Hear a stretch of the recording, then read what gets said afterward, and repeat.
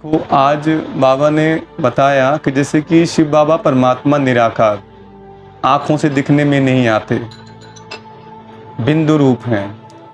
इसी प्रकार जो है शिवलिंग बड़ा दिखाया ताकि देखने में आए, और जो पांडवों को दिखाया बड़ा, इतना बड़ा कोई मनुष्य नहीं होता।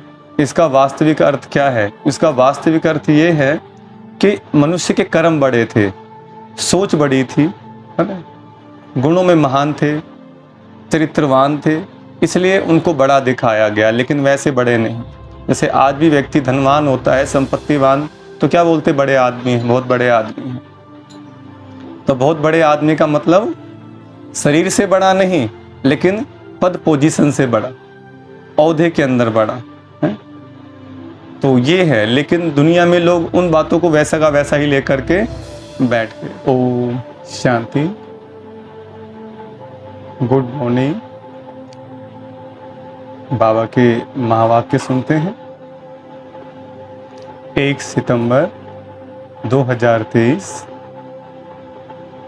बाबा कहते, मीठे बच्चे, देह सहित सबकी याद भूल, बाप जो है जैसा है उसे यथार्थ पहचान, स्वयं को बिंदी समझ, बिंदु रूप से बाप को याद करो।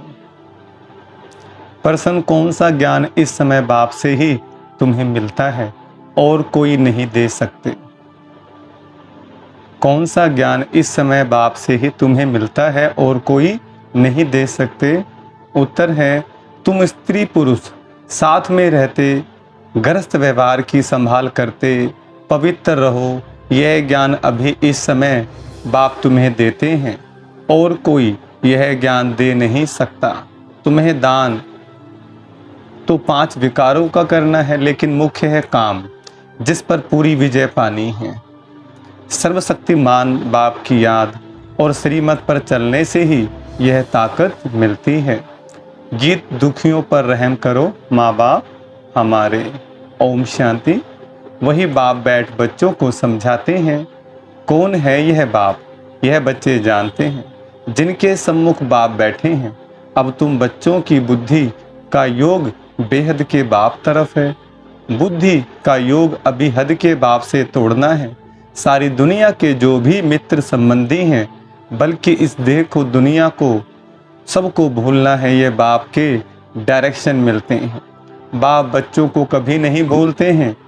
बाप तो कहते हैं, भक्ति मार्ग में भी तुम भक्तों की हम संभाल करते आए। कब? भक्ति मार्ग में भी। परंतु ड्रामा अनुसार तुम बच्चों को भूलना ही है। भूलवाती है माया। हम आत्मा हैं, यह भी रावण भुला देते हैं, देह अभिमानी बना देते हैं। यह तुम बच्चों का पाठ है। ऐसे नहीं कि तुम वहाँ सिर्फ बाप को भूल जाते हो, परंतु वह जो है जैसा है उस बाप की याद और सुख देने का ज्ञान भूल जाते हो। अभी तुम जानते हो बाबा कल्प कल्प आते हैं। बाबा कैसा है यह भी बुद्धि में धारण करना है। मनुष्यों ने तो शिवलिंग का बड़ा चित्र बना दिया है, और सभी के चित्र तो ठीक हैं, जैसे ब्रह्मा, विष्णु और शंकर का चित्र भी ठीक है। मंदिरों में पूजे जाते हैं, परंतु परमपिता परमात्मा का नाम, रूप, देश, काल जो है वह भूल जाते हैं। चित्र भी भूल जाते हैं। अभी तुम बच्चों को समझाया जाता है कि आत्मा बिंदी रूप है, स्टार मिसल बिंदी है, भ्रकुटी के बीच में रहती है। बच्चे जानते हैं हम आत्मा हैं, शरीर की भ्रकुटी के बीच मुझ आत्मा का स्थान है।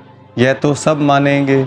बहुत सूक्ष्म बिंदी जैसी है, यह भी जानते हो। परमपिता परमात्मा भी ऐसे बिंदी रूप ही होगा। खुद आकर समझाते हैं, मैं भी बिंदी हूँ, परंतु मनुष्यों ने बड़ा रूप ज्योतिर्लिंगम बना दिया है। जैसे बुद्ध का भी बड़ा लंबा चौड़ा रूप बनाते हैं। पांडवों के शरीर भी भक्ति मार्ग में बहुत लंबे चौड़े बनाते हैं। भक्ति मार्ग में लंबे चित्र होते हैं, ज्ञान मार्ग में छोटी चीज होती है। परमात्मा कहते हैं, मैं बिंदी हूँ। कहाँ कहाँ बहुत बड़ा लिंग भी रख देते हैं, नहीं तो बिंदी की पूजा कैसे हो सके? पूजा तो जरूर बड़ी चीज की होगी ना। तुमको अभी बिंदी रूप समझाया है। इन बातों को मनुष्य तो समझ ना सके। तुम बच्चों को भी पहले यह समझ नहीं थी, अभी जब परिपक्व अवस्था हुई है तो समझते हो। यह तो यथार्थ बात है। अगर शुरू से लेकर बाबा भी समझाते तो हम समझ नहीं सकते, क्योंकि बिंदी कोई चीज़ तो है नहीं, हम मानते नहीं। परंपरा से शिवलिंग कहा जाता, यह फिर क्या है? तो बाप समझाते हैं कि वह भी रोंग है। मैं जो तुम्हारा बाप हूँ, मैं बिंदी हूँ, तुम्हारा भी बिंदी रूप है।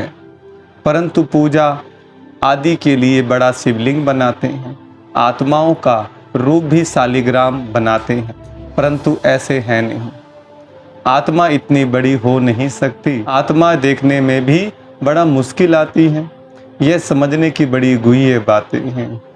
आत्मा भी बिंदी रूप है। इस छोटी सी आत्मा में 84 जन्मों का पाठ भरा है। एक सेकंड न मिले दूसरे से। 84 जन्मों का पाठ सारा एक छोटी सी आत्मा में नुदा हुआ है। यह नहीं कुदरत की बात है। सारा पाठ बिंदी में रहता है। उस नाटक में भी पाठ बजाने वालों की बुद्धि में सारा पाठ रहता है ना। वह है छोटा पाठ। यह 84 जन्मों का पाठ भी अच्छी रीति समझना है और फिर समझाने की भी बड़ी युक्ति चाहिए। इतनी छोटी बिंदी है, कितनी छोटी है, कितनी शक्तिवान है। उनको परमपिता परमात्मा कहा जाता है। तुम आत्माएं उनसे योग लगाने से मास्टर सर्वशक्तिमान बनते हो। शिव बाबा से योग लगाने से क्या बनते हैं? मास्टर सर्वशक्तिमान बनते हैं। जो जैसा होगा वैसा ही बनाएगा। माया पर जीत पाकर अटल अखंड सुख शांति में राज्य करते हो। कितनी समझने की बातें हैं। यह पढ़ाई है भी बहुत सहज। यह बाप ही समझा सकते हैं, कोई मनुष्य नहीं समझा सकते हैं। बरोबर इतनी छोटी चीज, परंतु नाम कितना बड़ा रखते हैं। ज्ञान का सागर तुम कहते हो। मनुष्य सृष्टि का बीज रूप चैतन्य है, सत्य है, अविनाशी है। कहते आते हैं, परंतु किसकी बुद्धि में नहीं आता है वह क्या वस्तु है। गुण तो बहुत अथाह गाते हैं। अभी तुम बच्चे बाप के सम्मुख बैठे हो, जान गए हो आत्माएं तो सम्मुख ही हैं। सब आत्माएं ब्रदर्स ही हैं। कितनी छोटी छोटी बिंदी है। विचार करो। मूल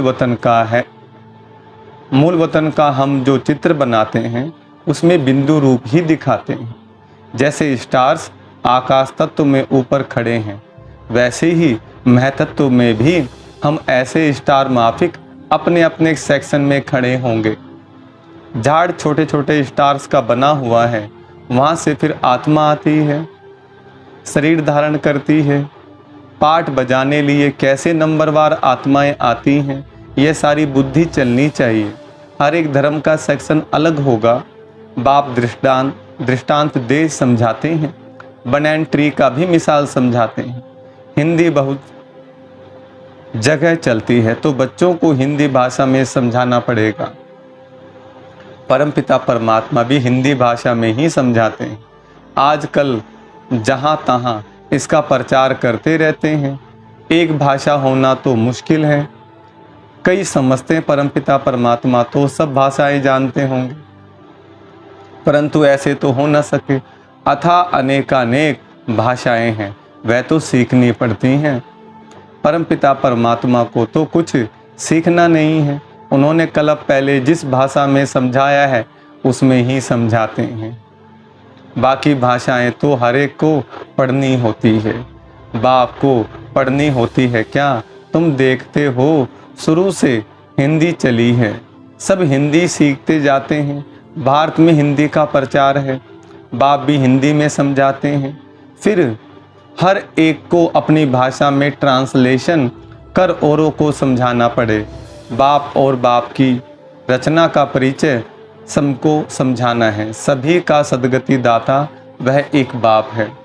यह सब जानेंगे। बरोबर बाप आया हुआ है। बाप कहते हैं मैं भारत में ही आता हूँ। भारत हमारा बर्थ प्लेस है। शिव के मंदिर में देवी देवताओं के मंदिर भी यहाँ हैं। देवी देवताओं का राज्य भी भारत में होता है। बाप भी भारत में आते हैं। देवी देवता धर्म की स्थापना यहाँ ही की है, तो मंदिर भी जरूर यहाँ चाहिए, औरों के इतने मंदिर नहीं होंगे। यहाँ तो बहुत मंदिर हैं, घर घर में लक्ष्मी नारायण के चित्र, राधे कृष्ण के चित्र, राम सीता के चित्र रखते हैं, क्योंकि भारत में होकर गए हैं ये।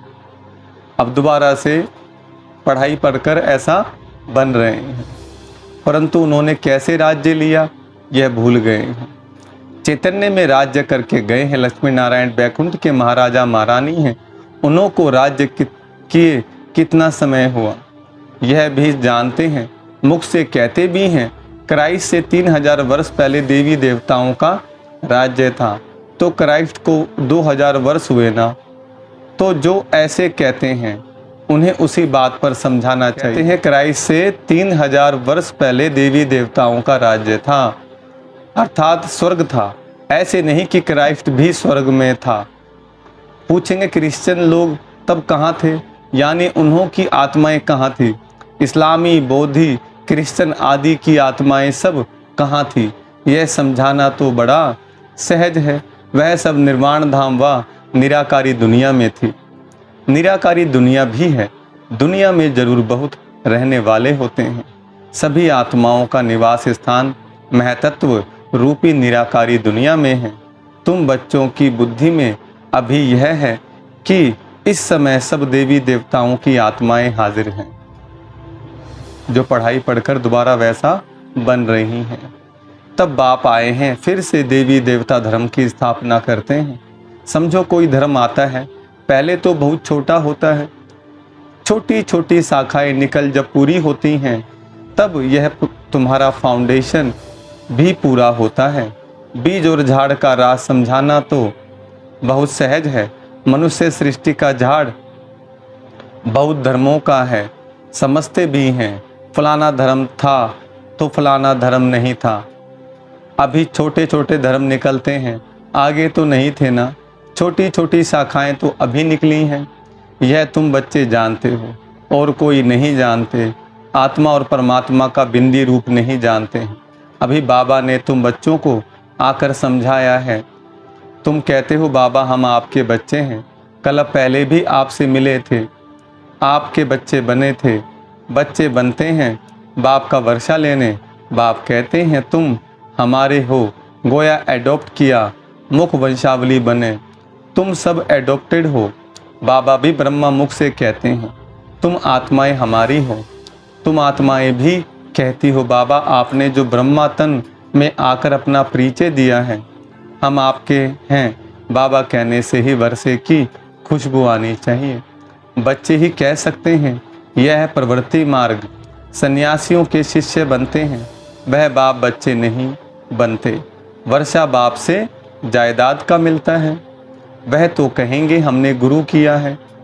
गुरु से तो जायदाद का वर्षा नहीं मिलेगा, वह तो जायदाद को छोड़ जंगल में चले जाते हैं।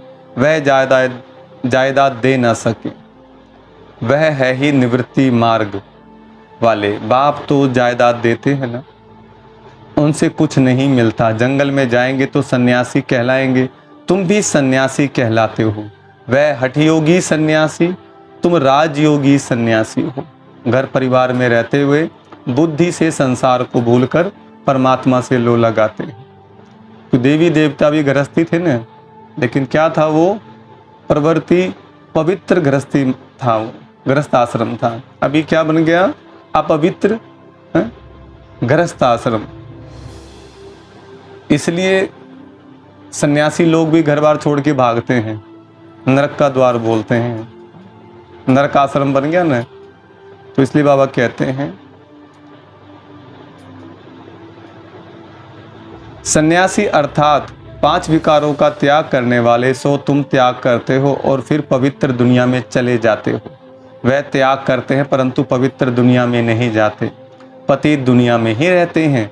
तो बाप समझाते हैं आत्मा कितनी छोटी है, इतनी छोटी वस्तु में कितनी ताकत है, अविनाशी भी है। वह बाप इस शरीर द्वारा समझाते हैं।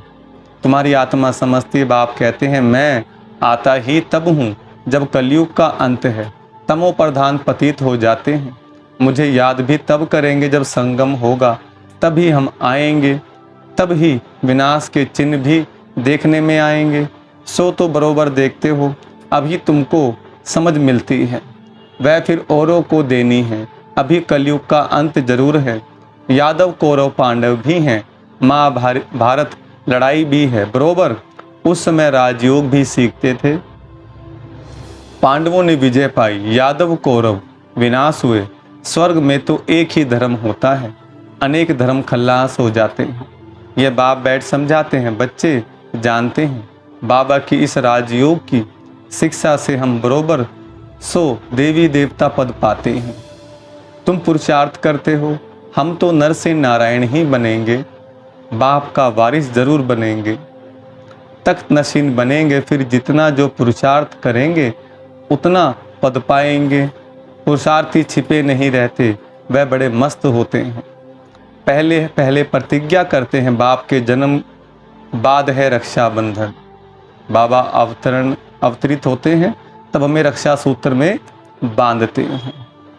बाप को जानते तो पहले प्रतिज्ञा करनी है। बाप कहते हैं, काम मां शत्रु है, दान तो पांचों ही विकारों का करना है, परंतु पहले पहले मुख्य काम है। इनसे बड़ा खबरदार रहना है। भले स्त्री भी साथ हो, गृहस्थ व्यवहार में भी रहते पवित्र रहना मेहनत का काम है। सर्वशक्तिमान बाप को याद करने और उनकी श्रीमत पर चलने से ताकत मिलती है। बाप का फरमान है, साथ में रहते इकट्ठे रहते पवित्र रहना है। आगे तो स्त्री पुरुष इकट्ठे रहने से आग लगती थी, बाप कहते हैं इकट्ठे रहो परंतु आग ना लगे। अच्छा, मीठे मीठे सिकलदे बच्चों प्रति माता पिता बाप दादा का याद प्यार गुड मॉर्निंग। रूहानी बाप की रूहानी बच्चों को नमस्ते। हम रूहानी बच्चों की रूहानी बाप दादा को नमस्ते नमस्ते नमस्ते। धारणा के लिए मुख्य सार, पहला पॉइंट, दिल से बाप को याद कर जायदाद की खुशी में रहना है, पूरा पावन जरूर बनना है। दूसरा, विचार करना है आत्मा कितनी छोटी है और उसमें कितना अविनाशी पाठ नुदा हुआ है। बिंदु बन बिंदु बाप की याद में रहना है। वरदान, स्व इच्छा और दृढ़ संकल्प से एक देकर पदम लेने वाले चतुर सुजान भव। दोबारा सुने, स्व इच्छा और दृढ़ संकल्प से एक देकर पदम लेने वाले चतुर सुजान भव। वरदान का विस्तार, चतुर सुजान बच्चे मिट्टी से भरे हुए सूखे चावल देकर एक का पदम गुणा भाग्य बना लेते हैं। सिर्फ चावल देते और रिटर्न में सर्व शक्तियाँ, सर्व खजाने, 36 प्रकार से भी ज़्यादा वैरायटी ले लेते, परंतु कई बच्चे वह भी देने के समय सुदामा के मिसल कच्छ बगल में छिपा कर रखते हैं। बाप खींच कर ले सकते हैं, लेकिन खींच कर लिया तो उसका रिटर्न इतना नहीं मिलेगा। इसलिए स्व इच्छा और दृढ़ संकल्प से एक देकर पदम लेना, यही चतुराई है। इस देने में ही कल्याण है। स्लोगन, साक्षी बन न्यारे होकर हर खेल को देखने वाले ही साक्षी दृष्टा हैं। अच्छा, ओम शांति।